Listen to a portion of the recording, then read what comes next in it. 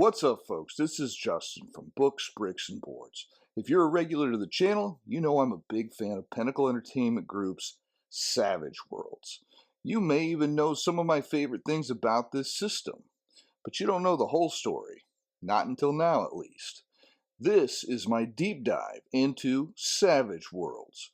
One system to rule them all. One ring to rule them all. Let's start with a brief history of Savage Worlds.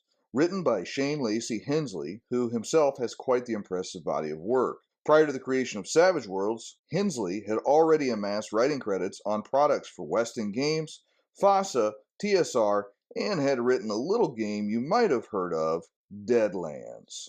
Deadlands was a big success for Pinnacle Entertainment Group, and as such spawned a line of supporting products, as well as a miniatures skirmish game called Deadlands: The Great Rail Wars, way back in 1997. This game took aspects of the existing Deadlands RPG, slimmed them down, and made them play fast enough to be a minis game. Knowing a good thing when he saw it, Hensley realized that the simpler and faster version of the rules that he had built for the miniatures game could be adapted to an RPG of its own, which he did in 2003 with the original Savage Worlds. The game was well received and received an Origins Gamer's Choice Award the year it released. The success of Savage Worlds also inspired a reboot of the classic Deadlands game using the new trimmed-down rules set, which was titled Deadlands Reloaded and released in 2006. Amongst a number of other setting books released using the Savage Worlds rules set was the Savage World of Solomon Kane, based upon Robert E. Howard's other grim hero. Published in 2007, this line included the full Savage Worlds rules along with all the appropriate setting information in a single tome, and among other offerings, had a separate book titled The Savage Foes of Solomon Kane. Savage Worlds continued to be updated, drawing upon the feedback from players as well as the innovations from settings and supplements designed for the game, resulting in the softcover Savage World Explorers Edition in 2007. Drawing heavily upon the 2007 Best RPG Supplement winner, Deadlands Reloaded, to improve its combat and otherwise flesh out an already popular game. Savage Worlds Explorers Edition was another well-received release for Pinnacle. Another iterative and short-lived version of the system was Savage Worlds Deluxe, an updated hardcover of Savage Worlds Explorers Edition back in 2011. Alas, Savage Worlds Deluxe was not long for this world as it was replaced in 2012 with Savage Worlds Deluxe Explorers Edition, a softcover version of the deluxe rules. In 2018, the Savage Worlds Adventurers Edition was released and gave us a big leap forward in design, removing clunky mechanics like charisma, redefining many edges and hindrances, cleaning up rules, and making core several of the features from setting books like the Lankmar line. Suede Edition has been so well received that it recently received a new printing, which, while providing updated errata and layout, largely remains the same Suede that we know and love.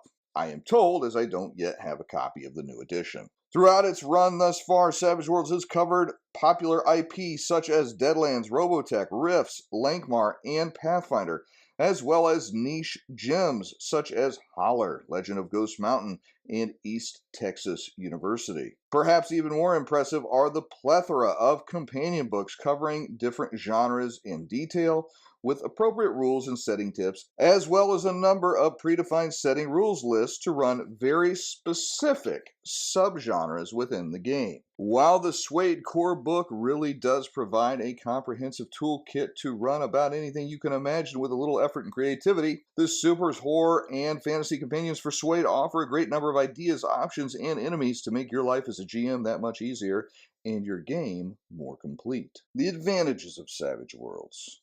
Fast combat. Compared to most D20 systems with piles of hit points and procedural bottlenecks in the gameplay, Savage Worlds, I find, to live up to the tagline, fast, furious, and fun. As opposed to the aforementioned hit point-based games, which I will refer to as attrition combat, Savage Worlds has a beautifully simple wound system. Characters and other important NPCs called wildcards can endure 3 wounds. They receive cumulative penalties to all actions for each wound they carry, and what's more, upon what would be a 4th wound, the character is incapacitated. Incapacitation carries with it a very real risk of potential permanent injury or even death. With exploding dice across the board, players and enemies are never beyond the reach of the Grim Reaper's icy fingers, even if the odds still remain heavily in their favor. This very real possibility provides an additional tension and stakes tied to every combat, and should cause players to really consider before drawing swords or blasters, and certainly before wading into a pile of enemies, each holding the potential to finish them off.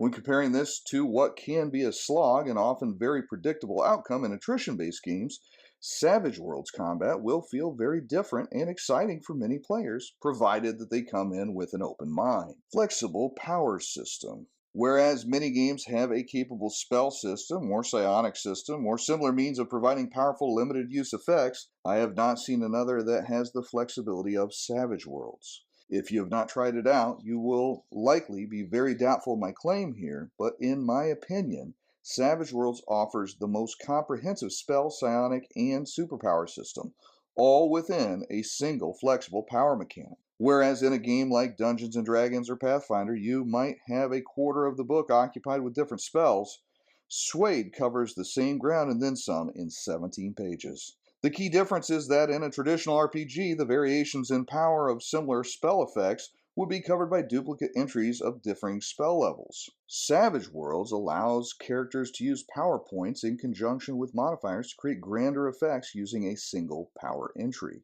While D&D would have Magic Missile, Melf's Acid Arrow, Lightning Bolt, and other similar spells, Savage Worlds just has Bolt. You may be thinking to yourself, but Justin, doesn't that make them all rather vanilla? Well, that is where trappings come in. When you take a power, you define the trappings of the power, giving it a specific manifestation that will accompany its use every time.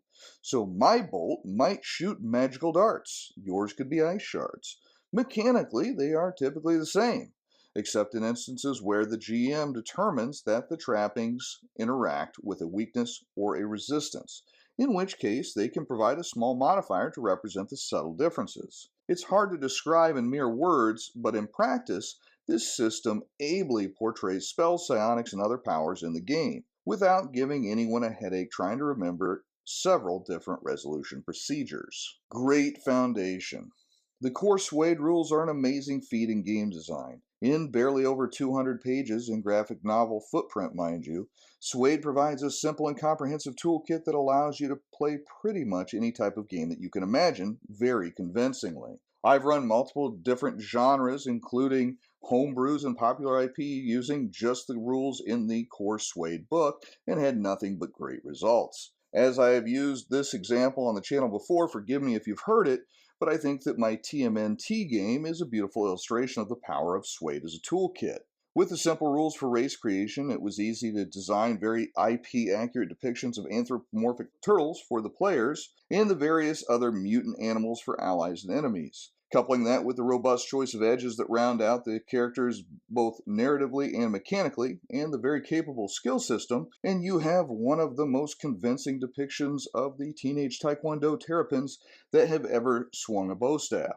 I'm a big fan of Palladium, and I did at one time own the entire TMNT and Other Strangeness RPG line, but I could never bring myself to play it again after doing the same game in Savage Worlds. That is, with it myself, a rank amateur, doing the grunt work to set everything up and restricting myself to just the core rulebook. If the Suede Whisperers ever get a hold of your favorite IP, I heavily encourage you to give it a look, as they have a tremendous track record of converting me on their own versions of Lankmar, Rifts, Pathfinder, all covered by other systems and creators in the past, but in my opinion, eclipsed by the definitive Savage Worlds versions. Well supported.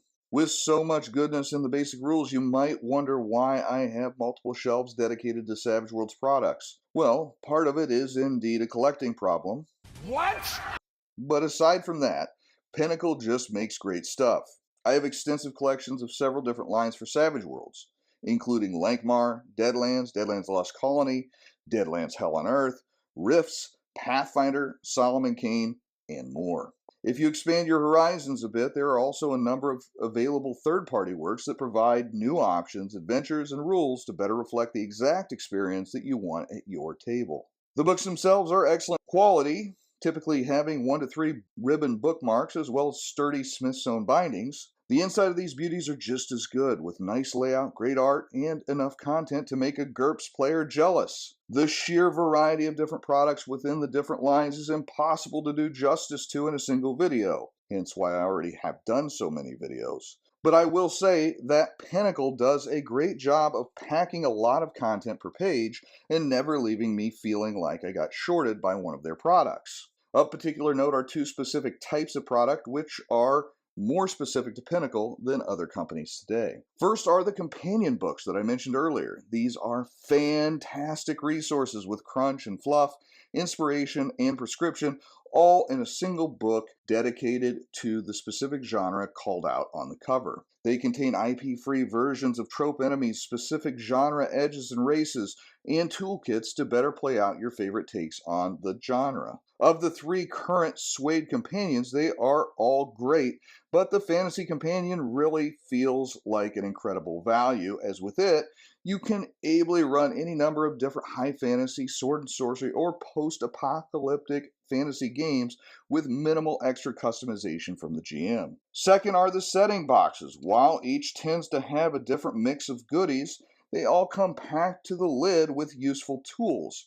It seems like all of them include the setting core book, the GM screen, bennies, poker chips to the layman, dice, and a variety of cards for initiative. Many also have adventures, power cards, and other goodies to help make your games that much better. They seem a bit pricey, and some of them are, but I have never been disappointed yet. Easy to convert. Because the system is simple and the toolkit is prepared to take on every imaginable genre, taking existing games or fictional settings and making them savage is actually really quite easy. Take my current campaign set on the Sword Coast of Faerun.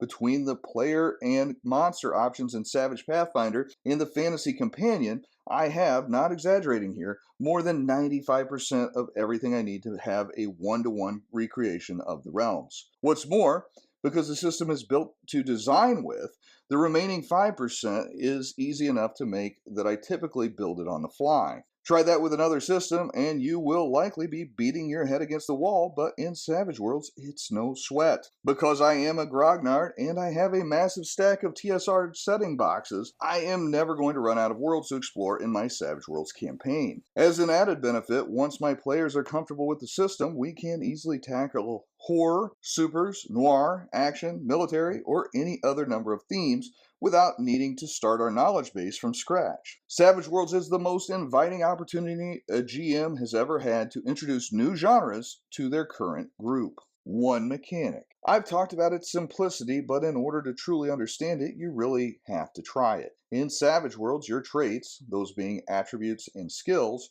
are defined by a die type, one of the 5 polyhedrals D4 to D12. Anytime that you have a roll involving said trait, you roll the appropriate die, and typically you need a 4 to succeed. Characters and other wild cards also get to roll a d6 with their trait die. This is called the wild die and can be swapped out for the trait die if they so choose. Not added together, mind you, one or the other. Any maximum results ace or explode in common game parlance, resulting in an additional roll added to the first. For every 4 beyond your target number, again usually a 4, you get a raise, which will generally provide additional effects and benefits. This same mechanic covers almost every die roll in the game, and it really is that easy. There are times where you will have opposed rolls or be rolling against a different target number, such as parry for melee attacks, but generally the rolls are that simple. In order to teach the mechanic to my own group, I instructed each player to choose a skill, grab the appropriate die, and a d6 for their wild die,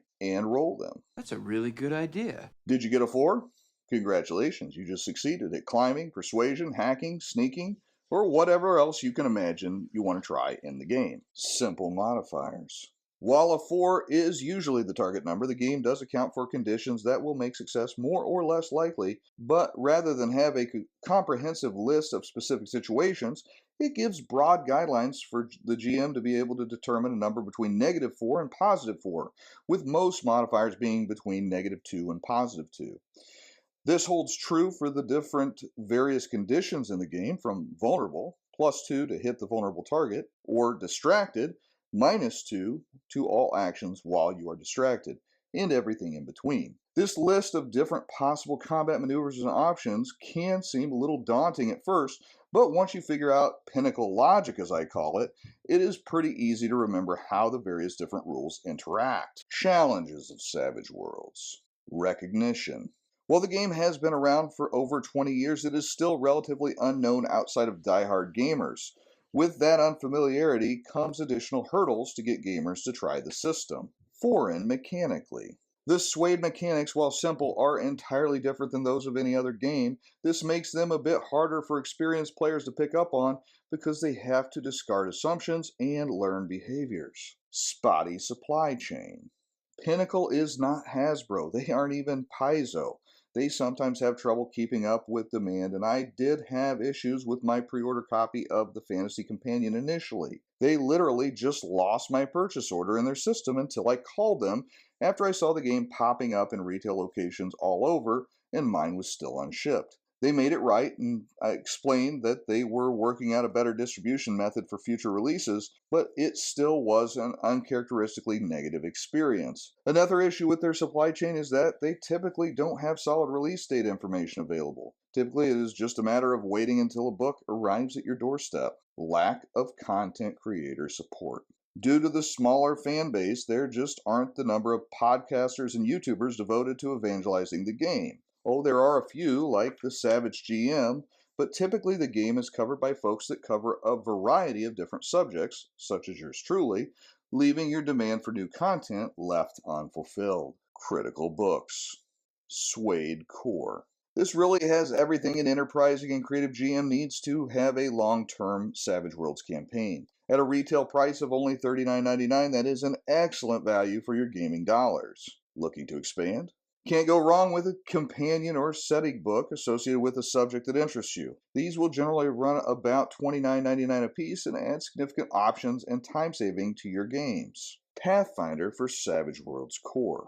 If you are wanting to play fantasy games with Savage Worlds, Pathfinder takes some of the complexity out of choosing setting rules, providing a preset version of the game specific to a typical fantasy campaign. It also gives you some edges that mimic familiar classes, which gives a bit of a security blanket to players new to the system.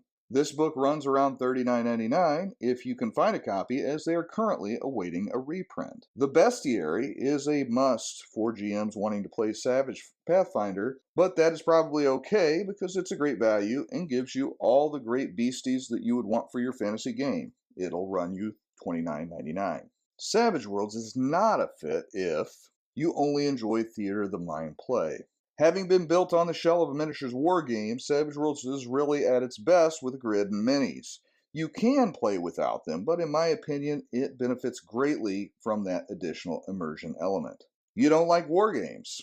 If you have a strong aversion to tactical gameplay or wargame tactics, you might want to take a test run before diving into Savage Worlds. You are uncomfortable with filling in the blanks. If you want a complete game that has all the answers spelled out without decisions or input on the front end by the GM, you might want to reconsider.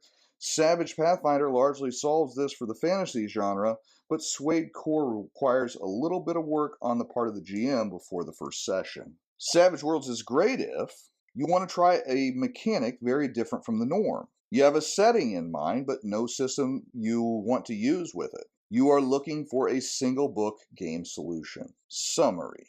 There you have it. That's my take on Savage Worlds. Like I said from the start, it really is one system to rule them all. Even you couldn't say no to that. Does that mean I only play Savage Worlds? Absolutely not. Variety is the spice of life, and gaming is a hobby with many itches that simply must be scratched. But for me, all other things being equal, I'm stranded on a desert island and I only get one RPG book. It's Suede Core, baby. The game can handle anything I can throw at it, and in using the toolkit, it makes me a better Savage Worlds GM and a better GM in general. That's what I think, but I'd love to hear what you think about Savage Worlds. Have you played it? And if not, why not? Tell me about it in the comments below. Still have more to say after that? Why don't you come join the conversation over at the Books, Bricks, and Boards University Discord server. There you can find a community of like-minded gamers discussing games at all manner of hours, as well as the full array of free gaming tools available for download. Link in the description. If you do enjoy the content, please be sure to like, share, comment, and subscribe, as every one of these things feeds that algorithmic beast and helps me to share the content with a bigger audience. Until next time, this has been Justin from Books, Bricks, and Boards. Good gaming, and God bless.